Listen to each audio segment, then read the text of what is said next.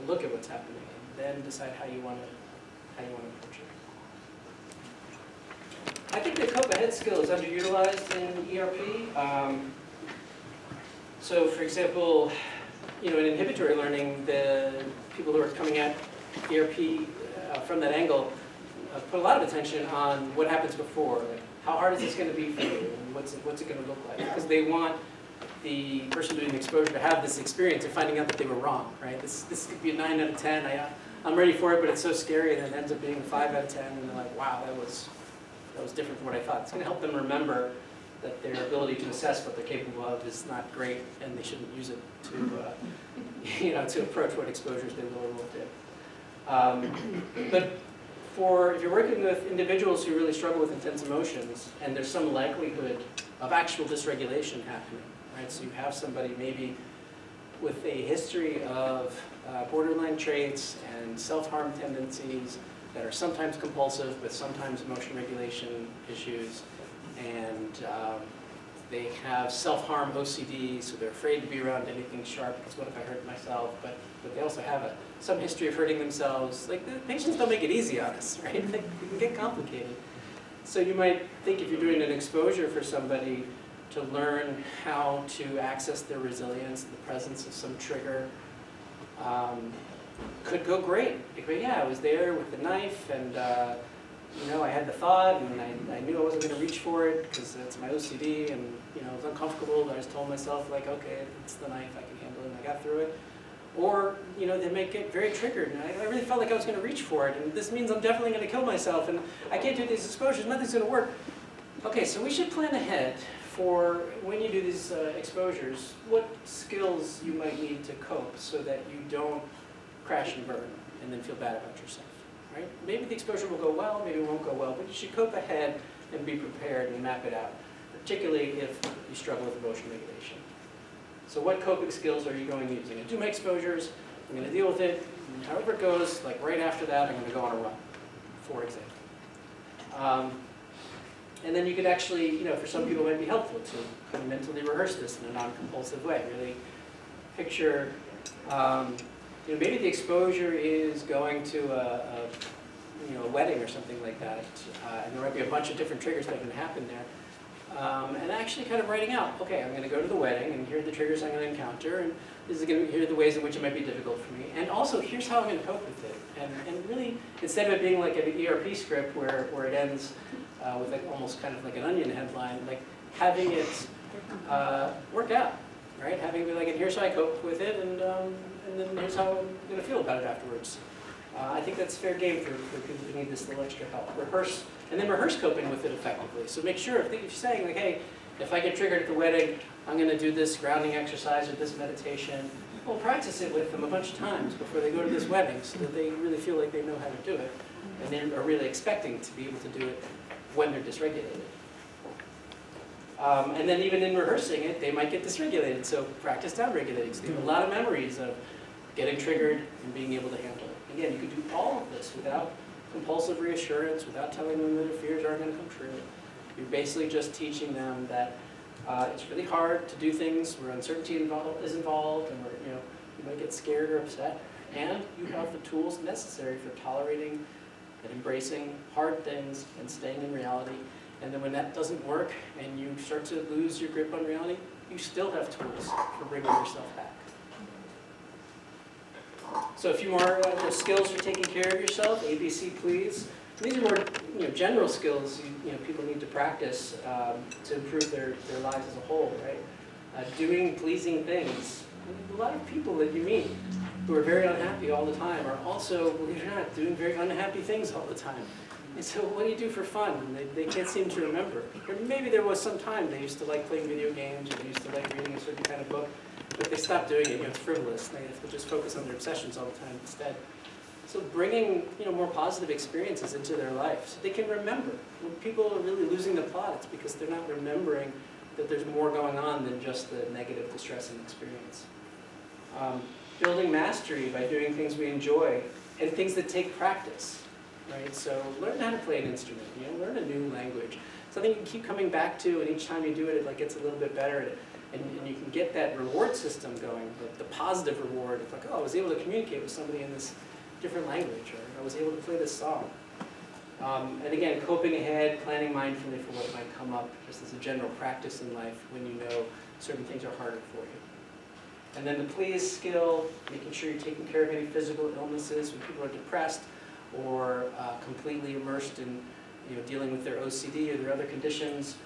They sometimes just stop taking care of themselves. It's like, after I solve this big important problem, then I'll take care of my corporeal being on earth. Well, actually, you should probably start with your body and then deal with your thoughts later, right? So making sure that you're treating your physical illnesses. Balanced eating to avoid mood swings. I have I'm not very good with eating disorders because I eat all the time and I love it.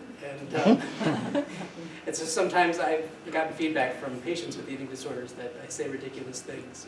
So we're like, no, I don't like to eat, and they'll say something like, "Oh, wow, I love eating. What's that like for you?" I'm like, how could you say that?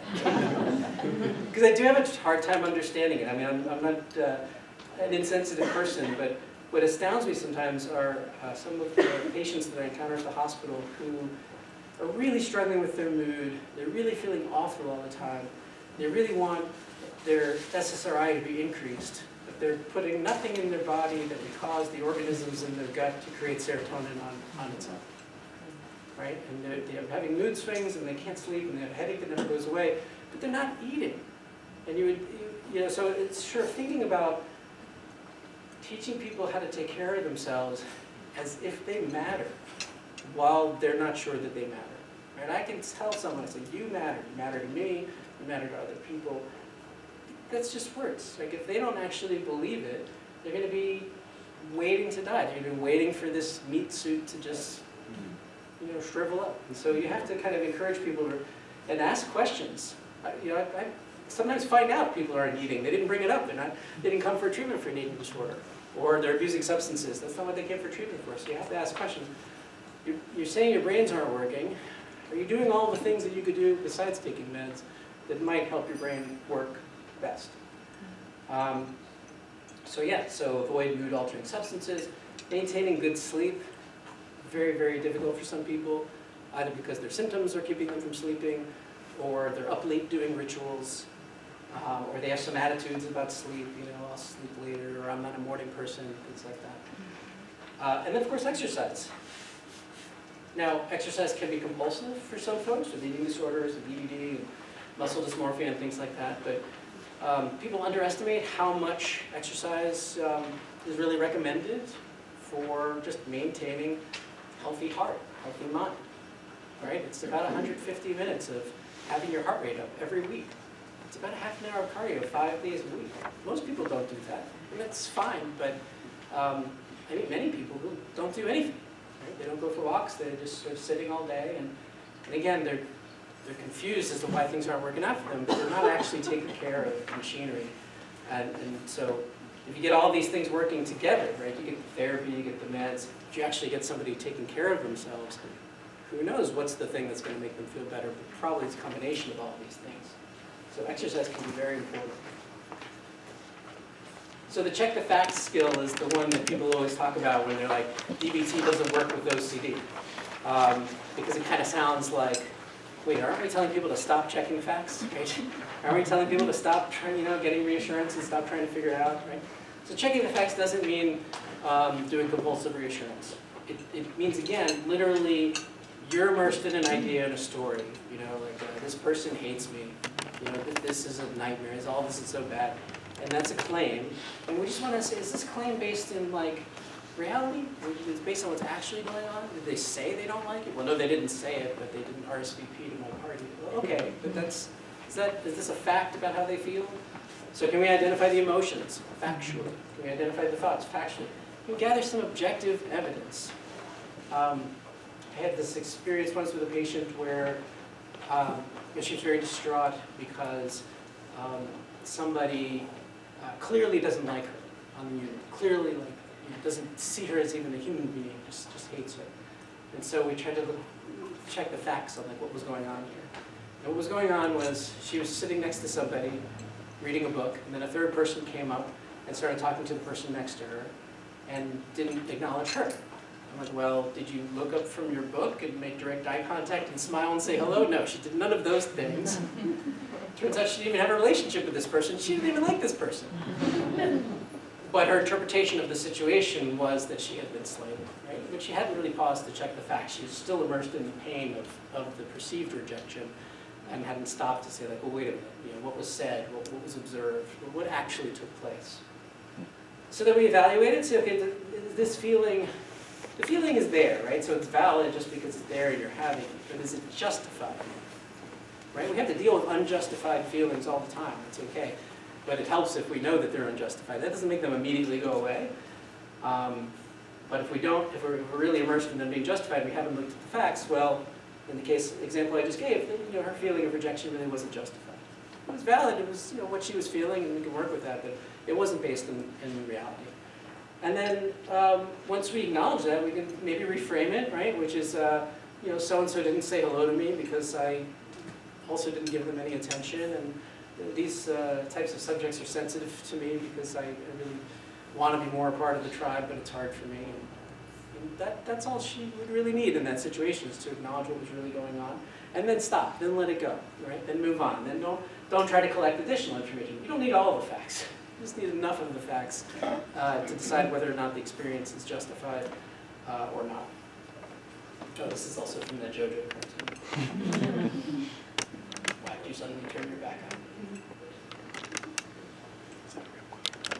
And then this last category of DBT skill sets is interpersonal effectiveness. We're not our best selves when we're emotionally dysregulated. And we're not our best at communicating our needs when we're emotionally dysregulated. So we want people who are working on this skill set to have an improved awareness of their relationship goals, increased abilities to assert themselves in ways that also nurture relationships while maintaining self-respect. Right, asking for what you need, but from a position of self-respect. But also paying attention and having awareness of others and their own internal world. And again, taking into mind the different ways that we show up in the world. A neurodivergent individual might struggle with mentalization, right? Might have a difficult time imagining what the thought process of another person is, or what the facial expression of another person is really trying to indicate. So you might want to approach this differently with a neurodivergent individual and not get stuck in a one-size-fits-all approach. But we want people to be able to accurately express themselves, to be able to validate, to take in validation from others, and to actually see it where it's there, when it's there. Sometimes people are being validated, but they can't see it. And we really want them to be able to self-validate.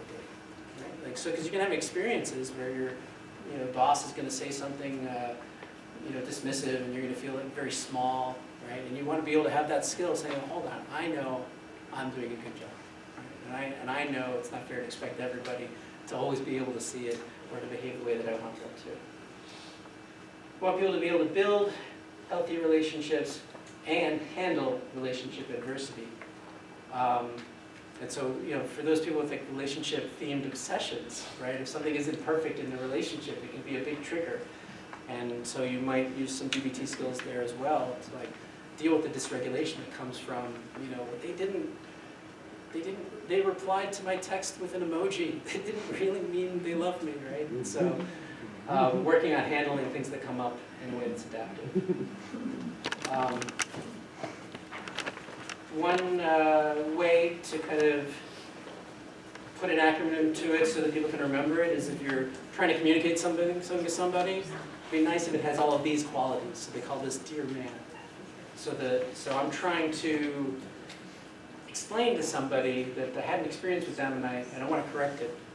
So I'm going to describe the situation objectively. I'm going to express my feelings directly. This is how this made me feel. And I'm going to assert myself by asking specifically for what I want. Like, I want you to understand how this made me feel and to, understand that I don't want you to treat me this way again. And then reinforce the person ahead of time by describing the reward or the consequences that would follow. If you stop treating me this way, we're going to have a much better time on this trip. Right? Or if you don't stop treating me this way, I'm going to stop calling you. Or I'm going to stop reaching out to you to spend time with you. And then be mindful, right? Make your point the anchor and stick to it. Don't be like, and by the way, you also never put the water in the dog dish, right? Like, stick to the plan. You want to appear confident and competent, right? You're not asking for permission. You're asking for somebody to understand what your needs are and to try to meet those needs. And then be willing to negotiate. Work with the person on effective solutions. Like if you can't immediately get what you're looking for, can we find some sort of compromise? Another kind of variation on this is the FAST skill. So again, just things to think about when you're trying to communicate with somebody who you find, can dysregulate you, or that you have something to kind of work through with that. Be fair, don't over-apologize, stick to your values, and be truthful. So what are some myths about DBT? One is that DBT is only for people with borderline personality disorder. I hope if I've made one point clear, it's that it has a lot of adaptive features and can have some implications for people with OCD and other conditions as well. We all use DBT skills all the time. You don't even have to have a mental health condition, right? There are aspects of DBT that can be helpful for anybody. We could all use little reminders and little tips and skills for regulating our emotions and tolerating stress. And nobody communicates perfectly. Another myth about DBT is that they only teach skills from a manual. It's not real therapy. We get this a lot in the OCD world as well. It's not. Someone said something once that it was a perfectly lovely person, but it was just so disrespectful. It was like, I'm here to, once the OCD team helps you with your surface stuff, I'm here to help you with the deep stuff. Right? Like, you don't understand what I'm talking about. Other myths that DBT will definitely prevent a person from killing themselves, or that it's suicide prevention therapy. We're forced to take all of these courses in suicide prevention, right, as part of our necessary CEs and licensure and things like that. And I always find this very frustrating because the reality is you can't prevent suicides. Most suicides are actually acted on within about 20 minutes of the person having the idea, and you're usually not there when it happens, even if you work in a hospital system. And a lot of this just strikes me as putting the onus on us as clinicians to be able to predict the future, which seems a bit unfair, and what we're trying to tell our patients not to do. So yeah, we want to ask the right questions, and we want to make sure we're assessing people for safety. But whether we're talking about DBT or anything else, we shouldn't assume that, well, this is the thing that's definitely going to guarantee that a person stays alive. And so we have to also tolerate reality in the same way that we're asking our patients to. What other myths? If no other therapy has helped, DBT won't either. Well, that'd be impossible to know. A patient needs to be in DBT forever. That's not true. Some people worry that you have to accept Buddhism to do DBT because of the mindfulness meds, That's not true. And same thing with OCD and mindfulness. This idea that DBT is not interested in root causes and mental illness. In fact, DBT is very much focused on the chain analysis of how did you get here from there. And that DBT is the only way to approach self-harm and emotional dysregulation, that it works for everyone. And in fact, there are a lot of different reasons people harm themselves, and there are a lot of different personality types that go into that. I mentioned radically open DBT before. So, for example, people with over-control personality types hurt themselves just as much as people with under-control personality types. They just do it more planfully, more intentionally. They might set a date for when they're going to kill themselves, or if they cut, they might do it in a very specific way. They're very much more likely to cut themselves in a part of the body that's easily hidden because they're trying to solve a problem, as opposed to someone who's under controlled and is going to cut themselves in a way that everybody can see, so they can get that validation that they haven't been able to get, and also because they're not thinking it through. They're just trying to get immediate relief. So DBT is not the only way to approach emotional dysregulation. It doesn't work for everybody. And again, I would also factor in being neuro-affirming when thinking through a person's relationship to their thoughts and feelings. So what's the difference between coping and compulsing?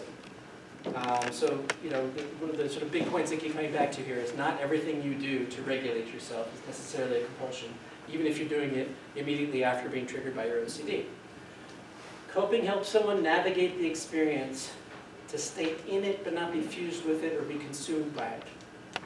Right? Coping is about staying in the experience. Right? So if you're doing ERP, someone's triggered, they're in the experience of being triggered. We don't want them to flee that experience with self-harm, suicidality, dissociation, panic, excessive use of distraction. We want them to have skills for staying in it so that they can see that there's an end to it. So their last memory of the exposure is that it got better, not that it was too hard for them to tolerate. So regulating emotions, increasing tolerance, pausing, slowing down, taking a step back, using wise-minded responses. Coping is a choice that you make, right? It's something that you do intentionally to improve the moment. Coping is about effectiveness, so doing what the situation needs. If you're doing an exposure and you're having a panic attack, paced breathing would probably be a good idea, right? And it has nothing to do with the thing that triggered your panic attack. But if you're going to be lost in the panic attack, well, then you're also going to lose the exposure experience.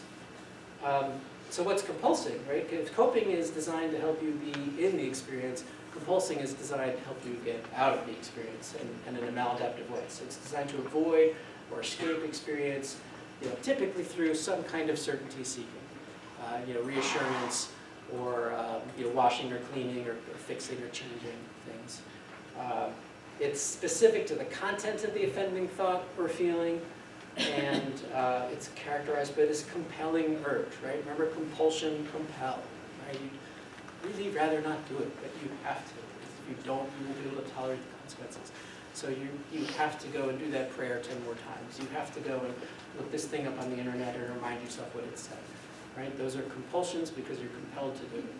And they take you out of the experience of tolerating uncertainty and learning how to deal with anxiety. So what's the difference then between engaging thoughts and emotions skillfully, which might include ERP, and like needlessly escalating your distress?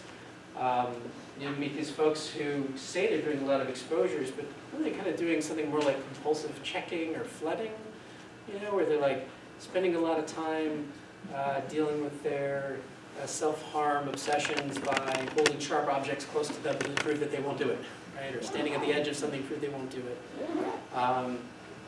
Or if they have a fear of hurting a child, standing over the child's bed, staring at them with a pillow, and to reassure themselves they won't do it. These are bad exposure ideas.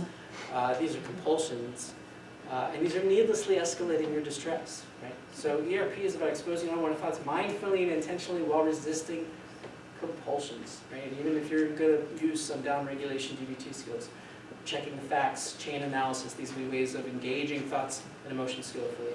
Escalating needlessly would be this compulsive flooding and testing behaviors. You see this with a lot of sexual obsessions as well. People using pornography to test their reactions, to make sure they're having the right reactions to the right things or the wrong reactions to the wrong things. And really just kind of flooding their brain with digital dopamine and getting them all sorts of confused and in a much worse spot than if they had just left it alone. Reviewing thoughts with judgment and self-criticism. All right, let me take a look at this thought. Oh, right, I'm a disgusting human being who has terrible thoughts, right? That's escalating. That's not mindfully engaging and saying, okay, how do I want to handle this? Doing exposures without response prevention, right? Just doing a bunch of exposures but not actually resisting your compulsions afterwards. Either because you're doing a bunch of mental rituals or because you're sort of literally doing your overt physical compulsions. Someone told me the other day, you'd be proud of me, but then you wouldn't, because I ate, and then I threw up.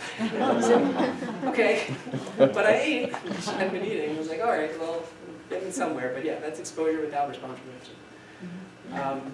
Sometimes people ruminate as a form of self-punishment. I'm going to force myself to think about this bad thing that I did, that I have a lot of shame about.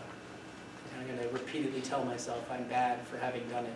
And maybe it wasn't their shiniest moment. We've all done, engaged in unskillful behaviors and be like, oh gosh, I wish I hadn't done that. But some people can be quite obsessive about it and force themselves to think about it. And again, that's not exposure. You're not going to habituate to that because you're not doing response prevention while you're doing it. You're not looking at it objectively. You're just beating yourself over the head with it.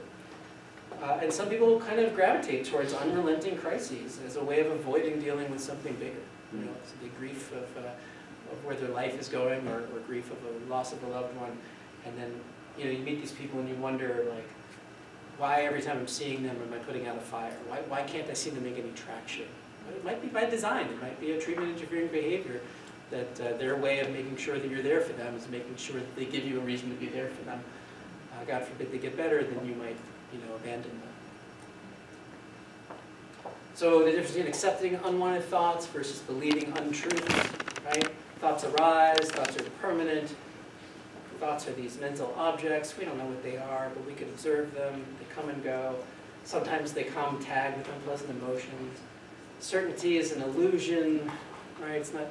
You can start a sentence with the word maybe. It's subjectively true. Does it mean it's worth your attention? Like if I said maybe the ceiling's going to fall on her head, that's a true statement. I don't know. I haven't met the architect. It would be very silly for us to worry about it, right? In fact, if you saw me worrying about it, you'd probably say, "Oh, John has an obsession with ceilings."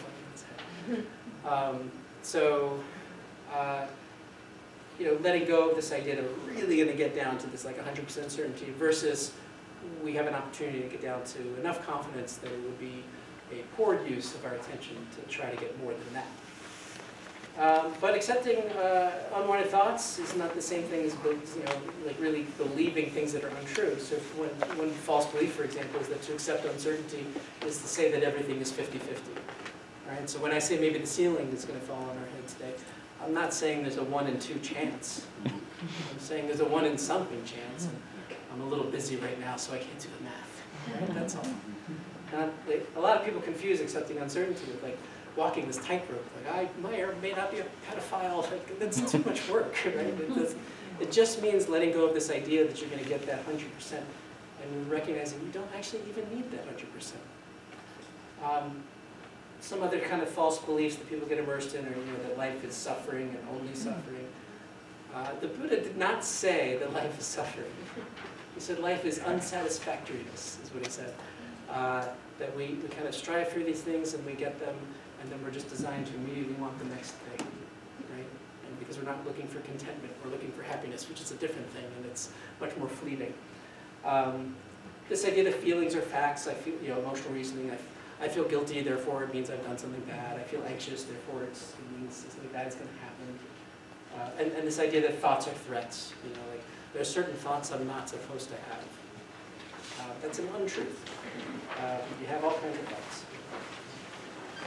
So what about distraction? This is a sexy topic, isn't it? Right? Are we allowed to be distracted? Are our patients allowed to distract themselves? I thought they were supposed to focus on the doom and gloom all the time until they got over it. Well, I don't know. I think there's a difference between distraction and avoidance. Distraction certainly can be used as avoidance, can be used as a compulsion. But refusing to take your attention off of something can also be a compulsion, right? So strategic distress tolerance skill in the face of self-harm urges, right? Distraction is the primary skill you're going to use. If your brain is focused on trying to kill you, you should give your brain something else to focus on. That should not be complicated, right? Go find something to do that isn't figuring out your problems and let your brain get attached to that. Just for now, until the dust settles, and then we can come back and look at this issue of why you don't want to be on this planet. We use distraction intentionally to interfere in compulsive rumination and other mental rituals, right? So I have to replay this sentence in my head that someone said to me, because if I don't replay it, it means something bad's going to happen. And I'm halfway through replaying it, and okay, can't do that, right? I got to distract myself. Okay, look at the meme. Okay, right? That might look a little bit like compulsive avoidance, but no. What was the function? Getting in the way of completing the mental ritual.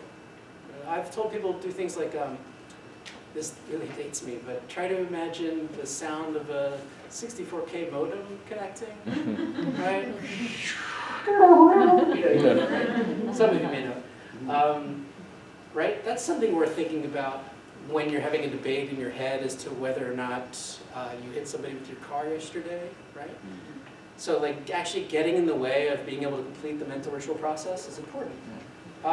Distraction can also be an act of self-compassion, right? It's just too much. I've had too many things happen to me. I'm too overwhelmed. I'm angry at my family, and I'm withdrawing from like the substances, and I'm stuck in this hospital system. I don't want to be here.